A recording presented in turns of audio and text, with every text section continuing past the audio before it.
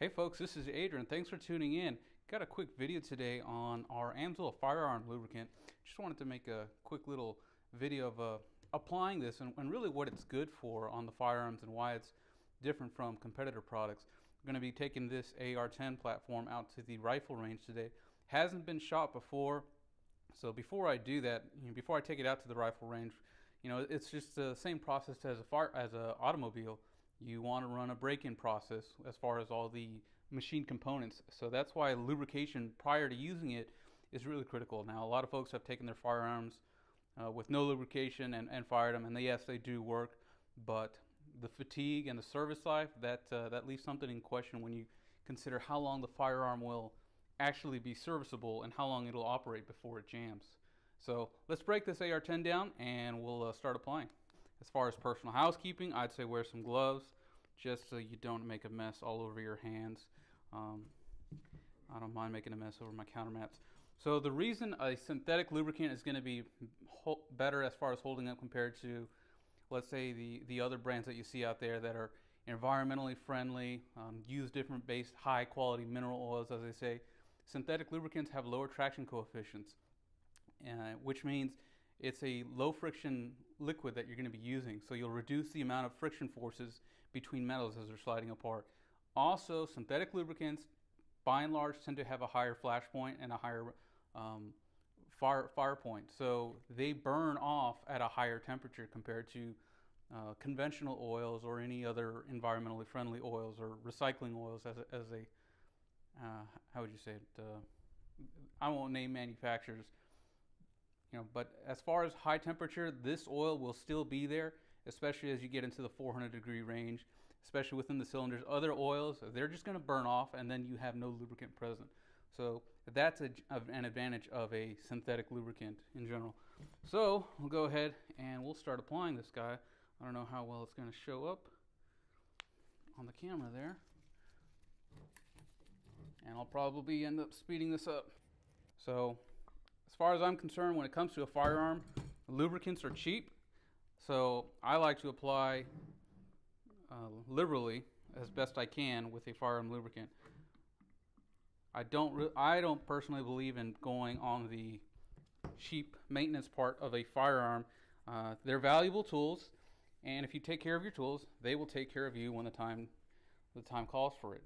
So adding a high quality lubricant is definitely a good, I would say, maintenance protocol and a good insurance as far as knowing that your firearm is going to operate incredibly well. So one of the other items that people don't put two and two together when it comes to a high quality lubricant, when you apply a good lubricant, it adds a layer of film that is going to fight off any carbon deposits from forming up. So if we took this firearm out, put 1,000 rounds through it, carbon will be kicking all over the place. Those are the hard carbon deposits that you're using with a brush to scrub off. If you apply a proper lubricant, carbon will still form up, but the degree to which it does form will be significantly less. So that's how you're increasing your long-term reliability of the firearm and essentially your mean time between failure.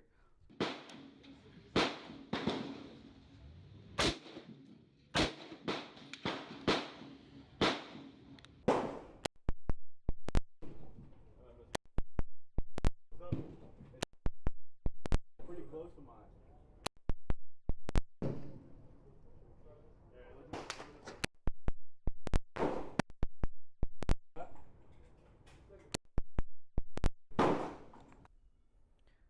All right, you guys, so I've been to the gun range. The firearm has been sitting for roughly about 2 weeks.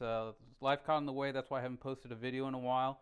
But I really want to show what this firearm looks like after putting some rounds through it with the Amsoil firearm lubricant and how the carbon has built up on the rifle. So weapon's already been checked. I've got it partially ready for disassembly. I'm going to pull out the upper components. Here's the firearm exposed after really a few weeks of being out from the gun range a while back. So one of the things I just want to show you is you see the film sheen. It just comes off real easily. So this is the hallmark of a good firearm lubricant, and a good lubricant in general, is really you're not allowing carbon to form deposits all over the weapon. This is the same thing that happens in motor oils as well, as a good lubricant will prevent building up of deposits. So it's going to clean up real easily, all that stuff. And this is just the beauty of a good firearm lubricant. It's just the cleaner your firearm is, the more reliable it's going to be. So if you see, as you see, it's just so easy to clean all that off and all that gunk off.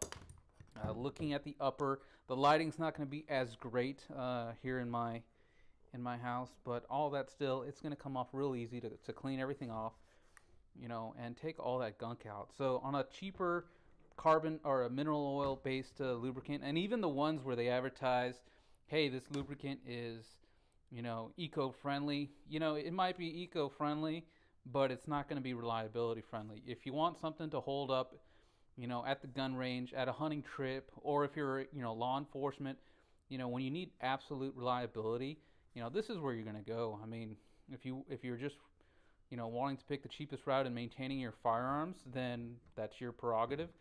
But if you want premier performance, premier reliability, I mean, this is the way to go. So just showing how easily all that just cleans off with this lubricant. So if you've got any questions, leave me a message in the comments. Be happy to help.